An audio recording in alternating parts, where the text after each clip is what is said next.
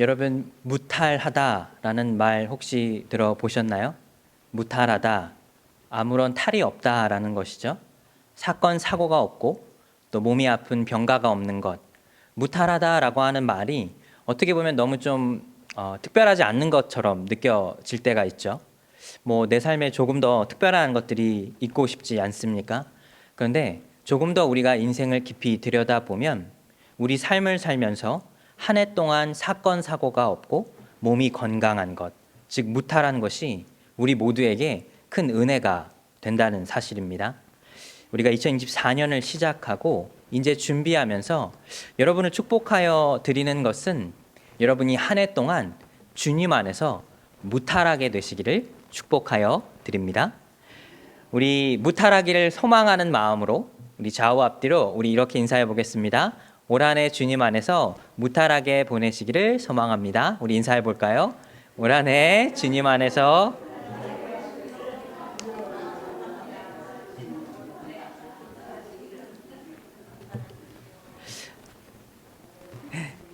여러분 모두 주님 안에서 무탈하게 한 해 보내시기를 축복하여 드립니다.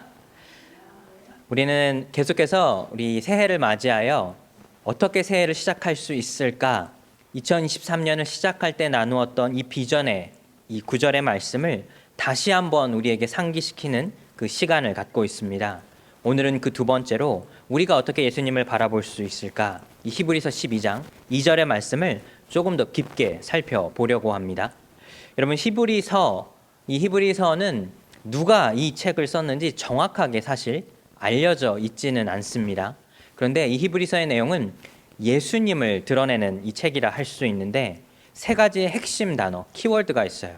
그 세 가지가 뭐냐면 첫 번째는 하나님의 아들이신 예수님. 예수님께서는 이 땅에 하나님의 아들의 권세로 오셨다는 것이죠. 유대의 전통에 따르면 아버지와 아들은 동일한 권세를 갖습니다. 즉 예수님께서 이 땅에 하나님의 아들로 오셨다는 것은 또 동시에 하나님의 권세를 가지고 이 땅에 오셨다는 것이죠. 그리고 히브리서가 굉장히 독특하게 예수님을 대제사장으로 표현합니다. 대제사장이라고 하는 그 직책은 유대의 율법인들 또 제사장들만 가지고 있는 제사장의 대표격을 말하는 것인데 예수님께서 이 땅에 대제사장의 역할로 이 땅에 오셨다는 것이죠. 그리고 세 번째는 제사장이 제사를 드려야 하지 않습니까? 근데 예수님 그 스스로가 자기의 몸을 들여 희생 제물이 되었다는 것이죠. 즉 하나님의 아들이신 예수님께서 하늘의 권세로 이 땅에 오셨고 스스로 대제사장의 역할을 감당하시면서 그 스스로가 희생 제물이 되어서 우리가 가지고 있던 이 율법과 제사와 또 모든 이 시스템을 한 번에 무너뜨리시고 이제는 구원을 이루셨다는 것이 이 히브리서가 갖고 있는 그 내용의 핵심입니다. 그런데 이 히브리서가 좀 특별한 내용이 있어요. 뭐냐면 이 히브리서가 쓰여진 배경이 있습니다. 언제 이 말씀이 쓰여졌는가 하면 예수 그리스도를 믿고 따르는 사람들에 대한 박해가 가장 심했을 때 이 말씀이 쓰여지게 됐습니다. 예수님을 믿고 따르는 사람들이 교회 안과 밖에서 가장 괴롭힘과 핍박과 원망을 들었을 그때에 쓰여진 책이 바로 히브리서라는 것이죠. 그렇다면 히브리서가 우리에게 말씀해 주고 있는 그 내용은 핵심 주제는 무엇인가 하면 인내하라는 것이죠. 좀만 참고 견뎌라 라고 말을 합니다. 그 내용이 바로 이 히브리서의 주제라고 할 수 있는데 그런데 이 주제의 내용을 살펴보게 되면 당시에 수많은 배교도들이 있었습니다. 배교도라는 말이 우리에게 좀 익숙하지 않죠. 배교라고 하는 것인데 영어로는 apostasy라고 하고 이 단어는 그 원래의 뜻은 apostasia라고 해서 도망간 노예들을 부르는 말입니다.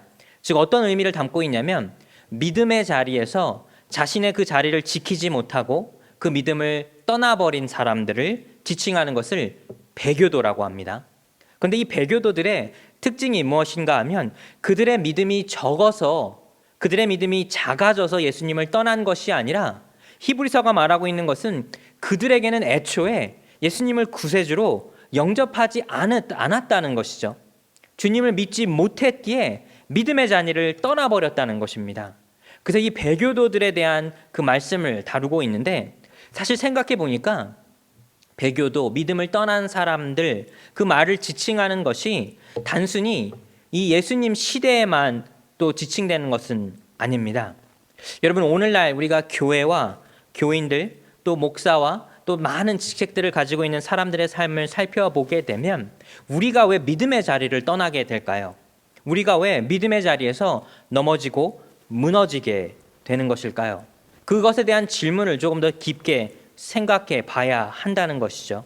이사야서 29장 13절에는 이 믿음의 자리를 떠나는 사람들, 또 예수님을 구세주로 믿지 못하는 사람들에 대한 이 말씀이 있습니다. 우리 이사야 29장 13절의 말씀 같이 한번 읽어보겠습니다.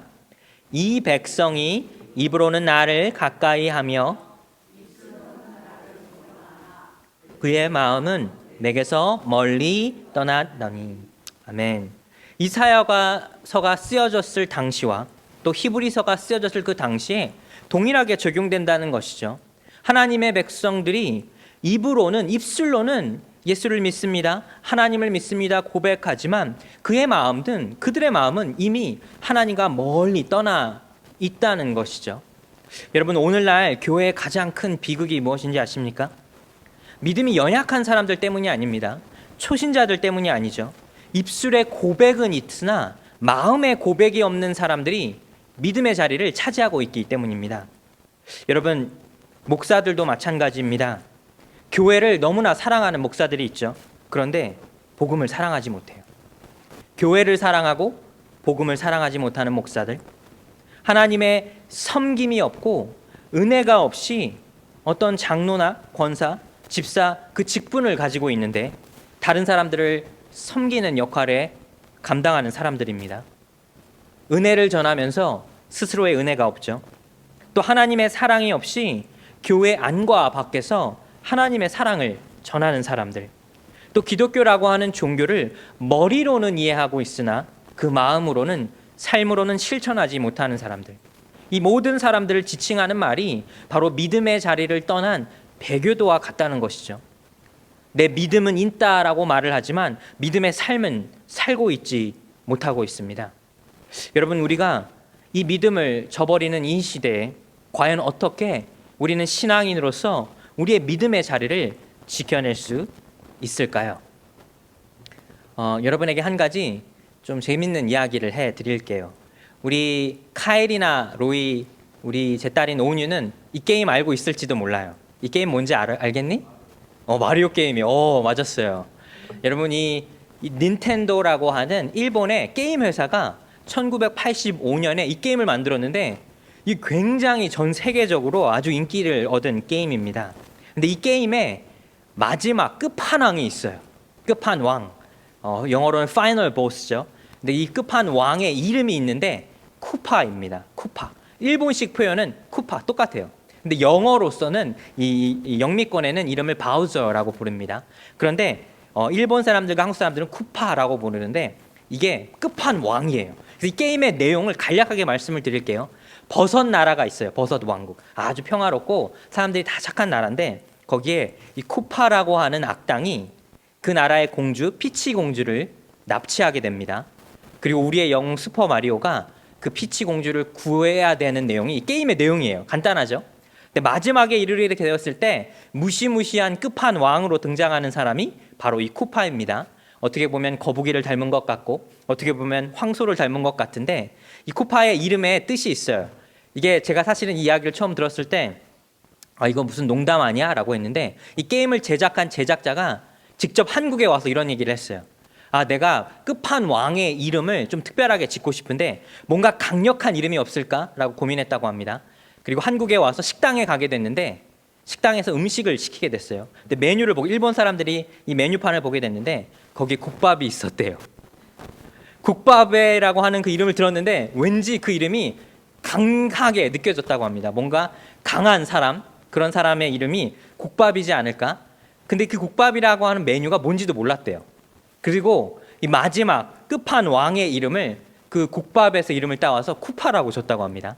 제가 이게 농담이 아니라 실제로 그랬다고 해요. 뭔가 굉장히 특이하죠. 국밥이에요. 그러니까 우리나라 말로 하면 끝판왕 국밥. 이게 이 끝판왕의 이름입니다. 그런데 끝판왕이 상징하는 게 있죠. 파이널 보스가 상징하는 게 있어요. 뭐냐면 긴 이 공주를 구하기 위한 긴 여정의 길을 떠나게 돼서 마지막에 이르게 되었을 때 가장 강력한 그 적을 끝판왕이라고 합니다. 요새는 이 끝판왕이라고 하는 단어가 뭐 여러 장르에 사용되더라고요. 끝판왕 공부하는 사람들, 뭐 끝판왕 유튜브 뭐 이런 사람들도 있어요. 그런데 끝판왕이 상징하는 게 있죠. 가장 강력하고 반드시 넘어뜨려야 하는 그 왕을 끝판왕이라고 합니다. 그런데 끝판왕이라고 하는 이 부분을 조금 우리가 성경적인 의미로, 영적인 의미로 한번 이렇게 생각해 볼까요? 히브리서 저자는 히브리서 12장 2절에 예수님을 믿음의 끝판왕으로 이야기합니다. 히브리서 12장 2절의 말씀 우리 다시 한번 읽어보겠습니다. 믿음의 주여 또 온전하게 하시는 이인 예수를 바라보자. 십자가를 참으사 부끄러움을 개의치 아니하시더니 하나님 보좌 우편에 앉으셨느니라. 아멘. 이 히브리서 저자가 배교도들을 향해서 믿음을 떠난 사람들을 향해서 이렇게 말하고 있는 것입니다. 우리가 믿는 예수님은 우리 믿음의 끝판왕이다 하는 것이죠. 믿음의 주라는 것은 믿음의 목적과 대상을 말하는 것이죠. 예수님은 우리가 믿음을 가져야 할 대상이시며 또 우리의 믿음을 온전하게 해주신다고 했죠. 여러분, 온전하게 해주신다고 하는 그 말의 뜻이 무엇이냐면 온전하고 완전하게 해주시는 분이라는 것입니다. 즉 우리가 예수님을 믿고 신앙생활을 걸어가게 되면 믿음의 대상인 예수님을 쫓아가고 따라가게 되는 그 여정 속에 우리의 믿음이 온전해지고 완전해진다는 것이죠. 즉 온전해지고 완전해지는 것은 그 여정 속에 경험하는 것이지 우리가 믿는 그 순간 경험하는 것이 아니라는 것입니다. 그리고 예수님께서 어떤 일을 행하셨는가 하면 이 핍박과 어려움 속에서 장차 이루실 그 기쁨을 위해 십자가를 참으셨대요. 여러분, 십자가는 고난과 가장 우리가 겪을 수 없는 우리 삶의 괴로움이라고 할 수 있죠. 그 십자가를 견디신 이유가 있는데 바로 장차 다가올 삶의 기쁨과 영광을 위한 것이라는 말입니다. 여러분, 우리가 왜 오늘 어려운 일을 견뎌낼 수 있고 참을 수 있죠? 더 장차 나은 내일이 있기 때문 아닙니까? 왜 우리 오늘날 이 이민의 삶을 살면서 어려움을 겪기도 하고 누군가에게 차별을 당할 수도 있고 또 어떤 어려움 상황 속에 왜 그 모든 순간들을 견뎌내야 할까요? 더 나은 미래가 우리의 삶에 약속되어 있기 때문이 아닌가요? 우리가 왜 우리의 믿음의 자리를 지켜야 하는가? 핍박과 어려움과 고난과 또 때로는 고문 속에서도 우리가 믿음의 자리를 지켜야 하는 그 이유는 장차 우리에게 하나님께서 약속하신 그 기쁨이 있기 때문이라는 것입니다. 여러분을 축복하여 드립니다. 오늘 눈물 흘리는 자가 괴로울까요? 장차 웃는 자의 삶이 더 나은 삶일까요? 오늘 믿음의 자리를 지킬 때 우리 넘어지고 울 수도 있습니다. 때로는 내가 믿음을 지키는 것이 누군가에게는 가장 우스워 보일 수도 있어요. 하지만 우리에게 약속된 것은 십자가를 견디시고 부끄러움을 견뎌내신 예수님께서 먼저 믿음의 끝판왕이 되어서 우리를 기다리고 있다는 사실입니다. 예수님께서는 하나님의 우편에 앉아 계시다고 했습니다. 가장 이 비참하고 부끄러움의 자리에서 하나님의 우편 보좌에 앉으셨다는 것이죠. 그리고 그 기쁨을 나누는 것은 우리 모두의 역할이라는 것입니다. 우리가 믿음의 자리를 떠나지 않고 그 자리에서 이겨내고 견뎌내고 인내할 수 있으면 장차 하나님 우편에 앉아 계신 그 천국의 기쁨도 우리가 누릴 수 있다는 것이죠. 이민의 삶을 저도 한 20여 년 살았어요 벌써. 근데 20여 년의 이민 생활을 하면서 한 가지 느낀 것은 여러분 이민 생활에 제가 감히 말할 수 있는 것은 이민 생활은 견디는 것이라는 것입니다. 생각해 보니까 이민 생활이 너무나 불편한 것들이 많아요. 뭐 가장 먼저 우리 영어가 불편하지 않습니까? 한국에 있었으면 뭐 가까운 델리나 뭐 가까운 식당에 가서 내가 원하는 것 주문하고 시키는 것, 또 자녀의 학교에 문제가 있을 때 전화해서 상담하는 것, 이런 것들 전혀 문제가 되지 않아요. 그런데 이민의 삶을 살게 되면 어쩔 수 없이 이 영어라고 하는 이 언어와 그 문화에 우리가 또 한 번 어려움을 겪게 되고 또 거기서 좌절하고 넘어질 수밖에 없는 것이죠. 이민의 생활이 참 놀라운 것이 있는데 이민의 생활을 견뎌내고 오랫동안 잘 살아오신 분들의 특징이 있습니다. 영어를 잘 못하는 것 같은데 매일의 삶 속에 사는데 전혀 지장이 없어요. 제가 이런 것들을 참 보면서 참 놀라운 걸 느낍니다. 예전에 제가 잘 알고 지내던 학교 선배분이 영어가 자기는 제일 못한다고 해요. 그런데 자기가 사업체를 운영하고 이민 생활을 오래 했는데 저한테 딱 이렇게 얘기를 해줬어요. 영민아, 영어 이민 생활할 때 영어 단어 딱 2개만 알면 돼. this 그리고 no 이거만 알면 된대요. 사업을 할 때 누가 와서 물어보게 되면 this 이렇게 얘기하면 다 알아듣는다고 합니다. 그리고 일단 누가 질문하게 되면 일단 no부터 하래요. no 그렇게 얘기를 하면 상대방이 조금 더 친절하게 설명해 준다고 합니다. 참 그 말이 어떻게 보면 우스운 것 같은데 생각해 보니까 이민 생활의 지혜 같은 것 아닐까요? 우리가 비록 아주 능수능란하게 영어나 그 문화를 이해할 수는 없어도 삶 속에서 있다 보면 우리가 알게 되고 자연적으로 깨닫는 것이 있다는 것이죠. 여러분, 믿음의 생활도 마찬가지입니다. 누가 믿음의 생활을 끝까지 이겨낼 수 있는가? 견디는 사람들이죠. 믿음의 자리를 지켜내는 사람들이라는 것입니다. 믿음이 아주 거대해 보이고 새벽 기도마다 예배를 드리고 기도를 몇 시간 하는 사람들이 아니더라고요. 목사들도 마찬가지입니다. 누군가 대단해 보이고 누군가 커 보이는 사람들이 결국에는 큰 일을 이뤄내는 것이 아니라 너무나 연약하고 부족하고 그 믿음의 자리를 자꾸 견뎌내고 버텨내는 사람들이 그래도 믿음의 자리를 끝까지 이겨낼 수 있다는 것입니다.